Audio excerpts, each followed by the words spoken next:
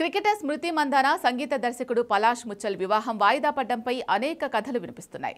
స్మృతి తండ్రి అనారోగ్యానికి గురవడంతో ఈ పెళ్లి వాయిదా పడిందని వాళ్ళు చెప్పినప్పటికీ ఇది నిజం కాదు అనే వాదనలు వినిపిస్తున్నాయి.